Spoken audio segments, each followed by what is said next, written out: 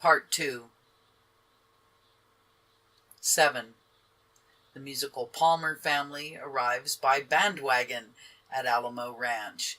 Young Marietta Palmer is not impressed favorably by Richard. The Palmers camp near Sandal House. Richard agrees to take them to Chaco Canyon. Pueblo Bonito.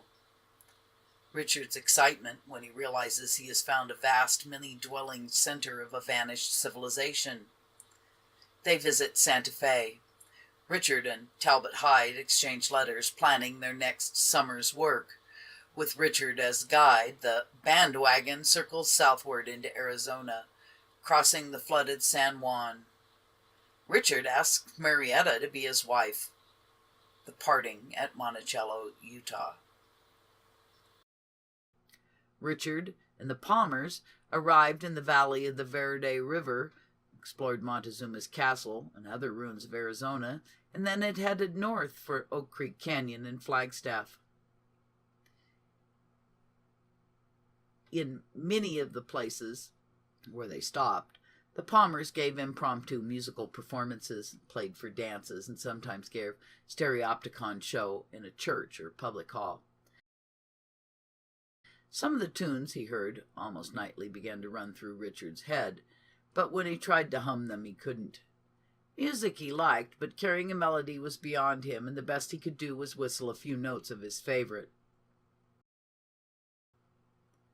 As for Marietta, who sang or played the guitar, no one had more fun than she.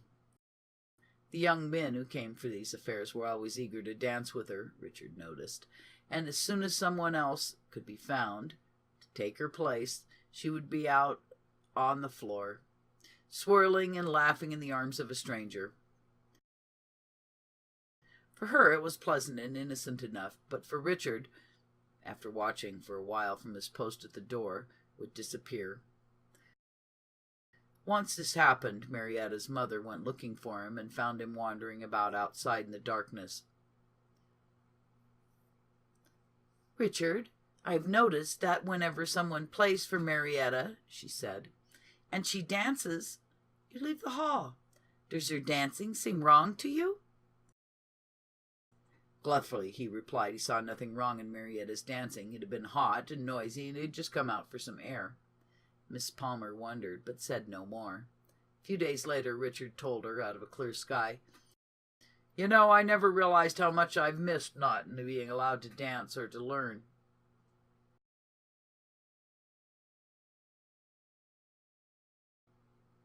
Snow was beginning to melt in the open valleys and southern slopes when they reached Flagstaff, the lumber town perched high on the shoulder of the San Francisco Mountains. After replenishing their supplies, they started on again, soon crossing the Little Colorado and turning eastward at the green oasis of Tuba City to visit the Hopi villages. It was April by the time Richard took them through Marsh Pass, across the red sands south of Chinle, and once more into the valley of the San Juan. Now swollen with melted snow from the western ranges of the Continental Divide, the river was a brawling obstacle to their progress. Their provisions exhausted, and for 2 days they had eaten nothing but dried peaches and chocolate. With the San Juan boiling high and no sign within miles of even a Navajo hogan, the situation looked serious. Frequently in the recent weeks, Marietta had tied her horse to the tailboard of Richard's wagon, accepting his invitation to ride with him. Sharing his company made the long hours pass quickly. Thus it happened she was riding in the spring wagon when they came to the San Juan. At the river bank, Richard reined in the mules, jumping down, and he paced the water's edge, studying the current.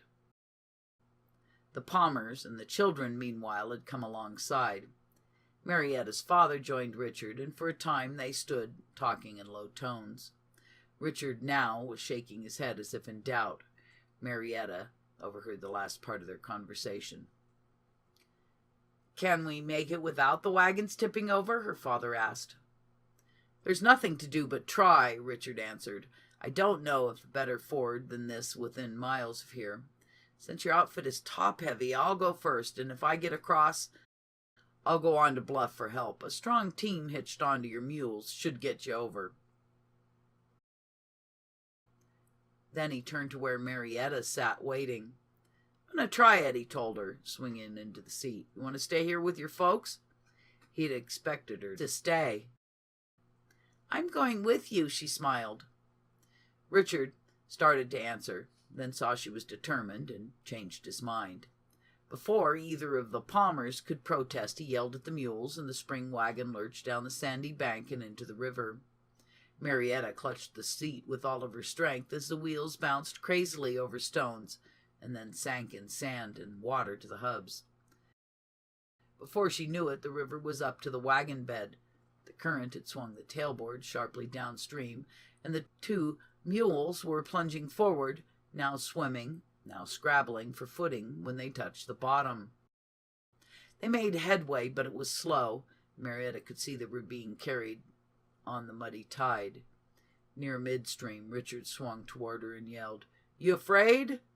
"I sure am. I'm scared to death," Marietta shouted back, but she was smiling and her brown eyes were sparkling with excitement. "Hold tight," he ordered. "The worst is coming." A moment later, "If the wagon begins to tip or the current really takes it, I'm going to cut the team loose. If I do, you jump for it. Grab the nearest mule by the tail. Understand? He'll get you to shore." Marietta nodded when she heard. For a minute or two, in the swiftest channel of the river, wagons and mules were swept helplessly downstream. Then, with redoubled fury in response to Richard's roaring encouragement, the mules swam diagonally against the current and began to narrow the distance to the north bank. As the animals at last gained sure footing, Richard climbed onto the wagon tongue, clutching a coil of rope, then leapt into water up to his waist. He staggered ashore, wheeled, and roped the smaller of the mules by the neck, and then he drug his heels into the steep bank and tugged. Mules and wagon, Marietta swaying on top, came dripping onto dry sand. Recalling the experience, more than 50 years afterwards, Marietta said, "Maybe those mules deserve some credit, but I was sure then, just as I am now, that no man but Mr. Wetherill could have gotten us across that river." Something in her eyes at the time must have told him how she felt, because Richard suddenly discarded a little speech painfully prepared, which he'd been saving for later.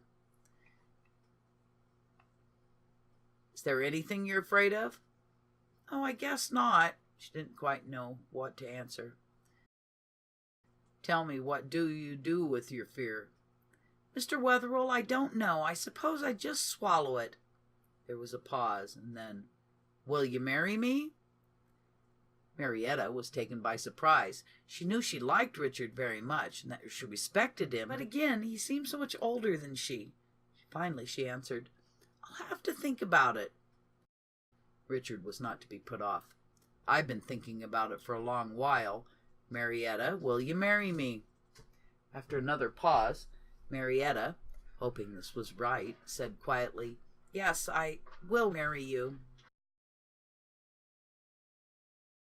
The Palmers, meanwhile, had been watching from the far side of the river.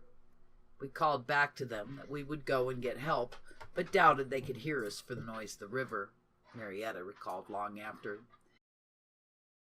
We drove away and got up into Butler Wash and found that road was so washed out we could not possibly take the wagon any further. As only one of the mules was broke to ride, Mr. Wetherill tied the other one to the wagon and told me I would have to stay there till he came back. He found a small cave high in the rocks where she could hide and left her there with the warning to make no sound if Indian appeared on the road below, even if they should steal the tethered mule and burn the wagon. She waited for him 8 hours, but saw no sign of an Indian. Richard's warning, however, had not been an idle one. Only a few months before, within a short distance of this place, a tenderfoot from Boston, traveling alone, had been murdered by a band of Navajos after resisting their demands that he give them his food. The tenderfoot had made the mistake of reaching for his rifle. Also, in the same vicinity, Indians recently had attacked Barton Brothers' trading post, killing the 2 men and burning their bodies. In Bluff, Richard was able to hire a wagon and a team of strong horses.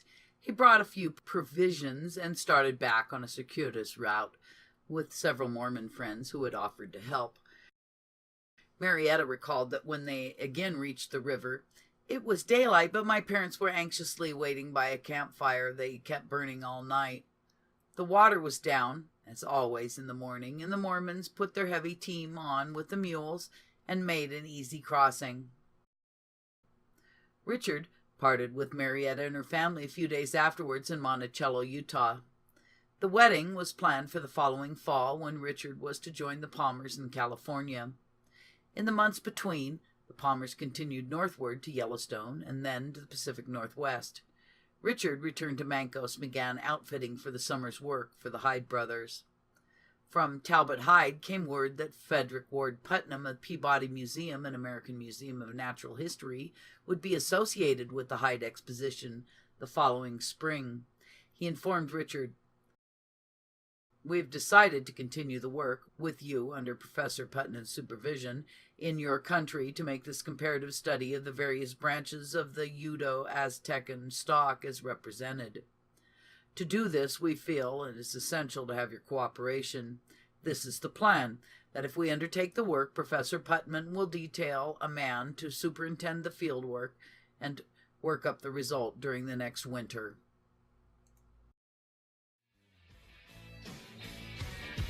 And I feel like New York City. Get me to the farm.